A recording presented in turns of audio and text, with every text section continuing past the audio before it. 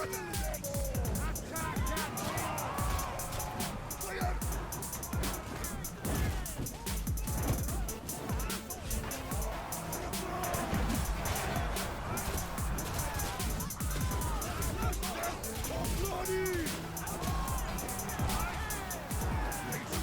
our steel!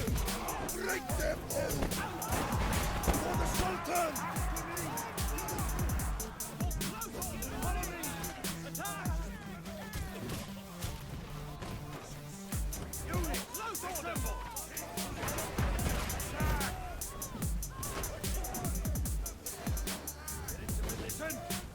Hi guys, what is going on, and welcome back to another video on Conqueror's Blade. So we've been kind of getting stuck a little bit into the Paladins, trying them out a bit, kind of seeing how we've been getting on with them. It took me a little while to get through the challenges. As always, I'm a little bit slow at this sort of stuff. I know every other Conqueror's Blade YouTuber has probably been done, seen and finished off the Paladins while I'm only just getting them unlocked, but still, we get there in the end. So, kind of an interesting unit. One that isn't, from what I've seen kind of talked about so far, isn't hugely popular for kind of a few understandable reasons. I certainly don't think it's going to be quite as influential as the Stalwarts are, but it does have a few redeeming characteristics, and that's kind of what I wanted to dig into them with them. So first off, let's just hop into kind of their stats and the veterancy line. Now, I've gone the bottom veterancy line, and there's a couple of reasons for this. One, I think the unit mostly plays in a similar way slightly to the Palace Guards in terms of kind of that quite tanky type of unit, and I think by adding that tankiness to it, I think that affects them quite a lot. In many ways, both lines are tanky based lines. So the bottom lines, you actually get some little damage increase, like this piercing damage here, but it's a lot about defense increases, slashing defense increases, extra blunt defense, reduced damage from the rear, that 10% all-round armor increase, which is all quite important. And actually, I'm getting my piercing defense up to 900. They are a tanky unit, and they've still got 10,000 hit points. They do last well. They're not a weak unit by any stretch of the imagination, and you do get a little bit of damage increase along the way, which is kind of nice as well. So you get a few benefits going down this line. Now, the top line is all about the battle prayer and charge cooldown. So there's a couple of possible benefits to that. Obviously, the charge cooldown is nice because this unit does have a good charge. It's one of its strong benefits. So we do see the charge cooldown here. I think we get it somewhere else. Yeah, another 6 seconds there, and 4 seconds there. So there's a 10-second cooldown on the charge, which is nice. But then there's also this 4 seconds there, another 10, the success, another 10-second cooldown on the battle prayer. But there's a few problems with battle prayer, or at least my experience with it so far has shown that it doesn't really work. When I was trying it out on the PTR server, it heals the unit, but it doesn't seem to function properly on the AoE allied unit heal. And that seems to be confirmed on the Discord. Quite a few people saying that they're not really being able to find the battle prayer is working properly in terms of healing allied units. Now, I think once this gets sorted, that is certainly going to open up the top line as a more viable line. I think there's no other unit that really does that AoE self-heal. So once you start to introduce that, I don't know, it's kind of interesting to see how that's going to work. But if you had a few of them together, certainly probably if you're a longsword player as well, and the longsword can heal the unit can heal the longsword and itself, then I think that's going to make them quite a self-healing sort of combination.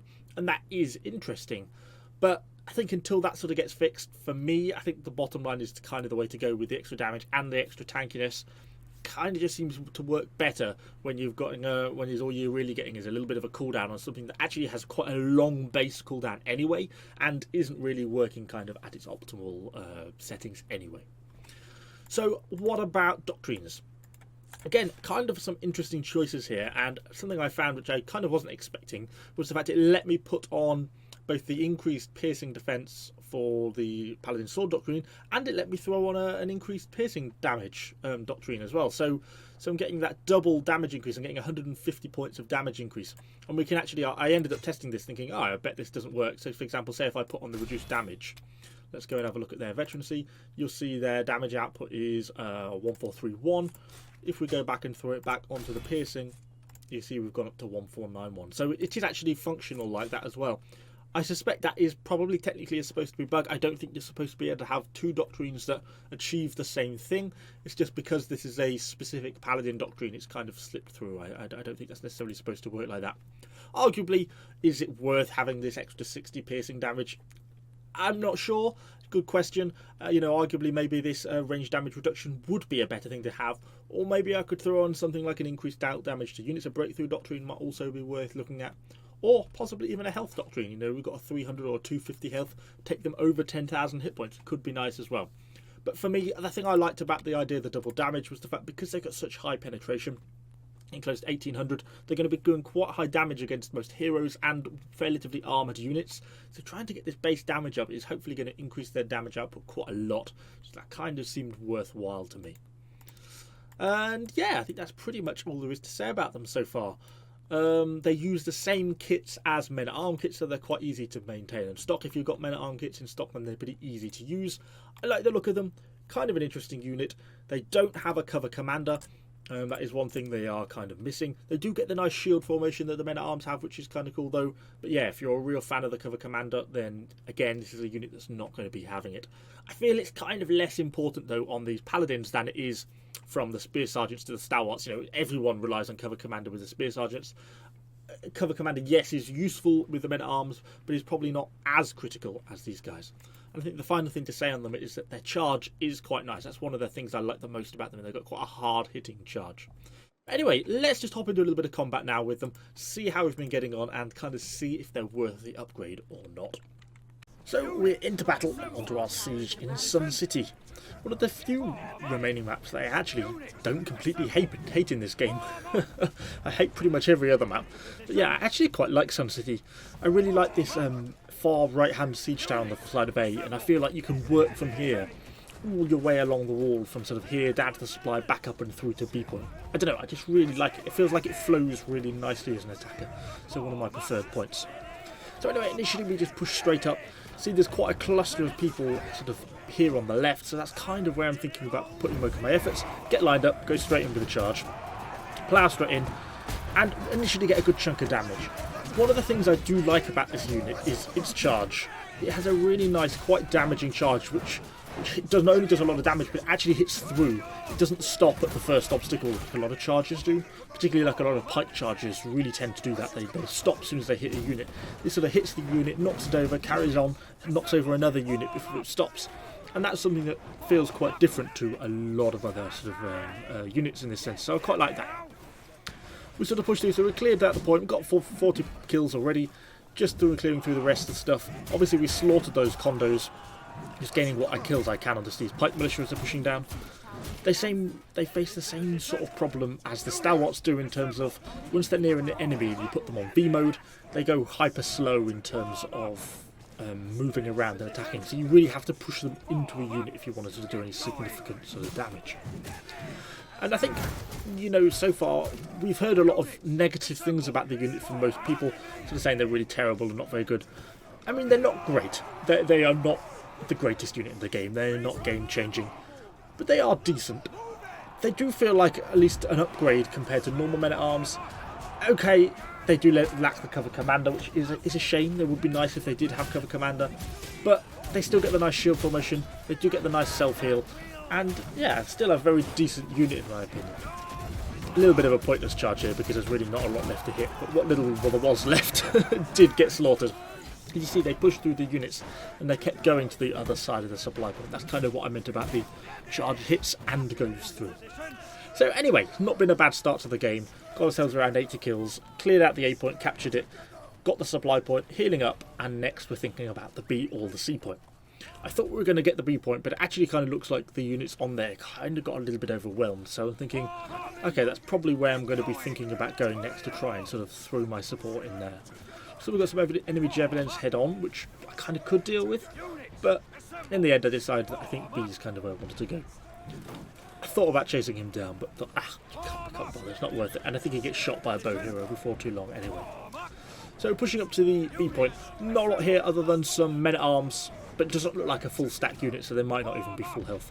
We've got some stalwarts here, got myself with my units. So initially looking very positive, looks like we're quite easily overwhelming the enemy here. We get some guys pushing up, initially just a couple of really crappy serfs. Obviously they don't fare very well against the charge, and we start to lay about and get some good chunk of damage in. I was just a little bit conscious of that unit of stalwarts who initially actually looked like they braced against the wall.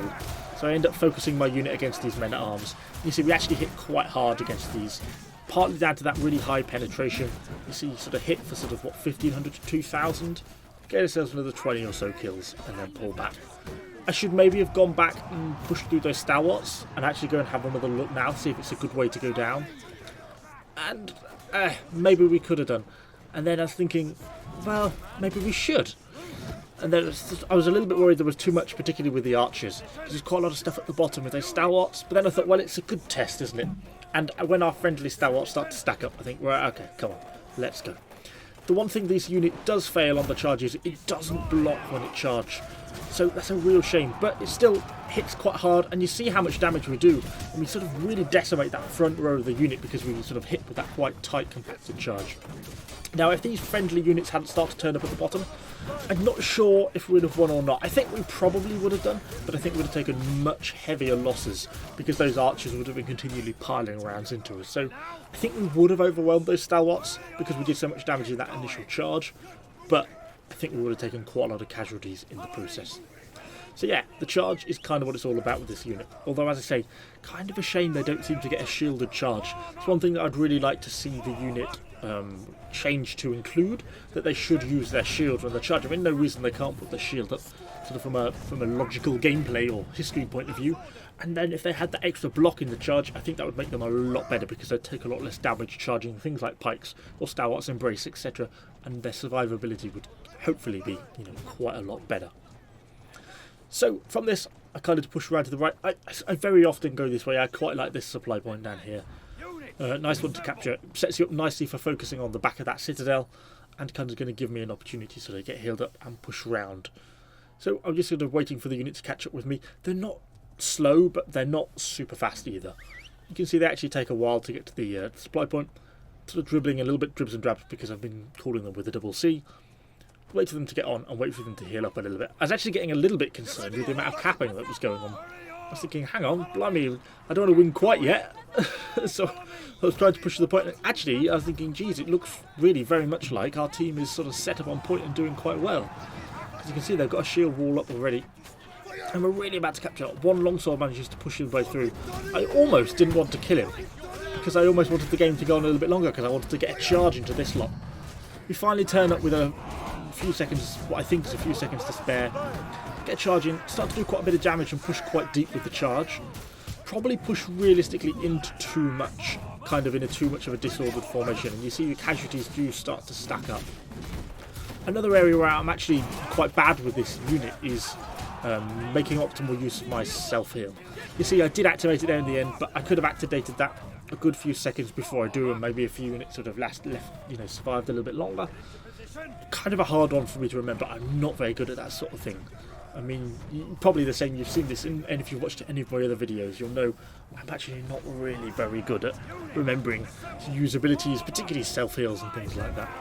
But with what was left, I decided to go and charge in against these stalwarts. Let's see, we actually killed quite a few of them, although they weren't in brace. And then we're just sort of fighting on. Unfortunately, we rapidly get overwhelmed. I thought I was clearing enough of a point here to hopefully allow us to capture. Not quite, but we ultimately do go on to capture and win the game. Particularly as I still had my full monastic stack ready in the back, so it actually turned out into quite a nice game. But that really sums up my opinion on these guys so far. They are a decent upgraded men-at-arms unit. Shame they missed the cover commander, shame they don't get a shielded charge. They do feel like an upgrade, they are tanky, but they're not the greatest unit of the game. And I think that really about sums it up. They're a decent but average sword unit. Anyway, hopefully you've enjoyed the video. If you have, do let me know what you think in the comments down below. And of course, subscribe to the channel for lots more Conqueror's Blade content. Thanks for watching, guys. I shall see you all next time.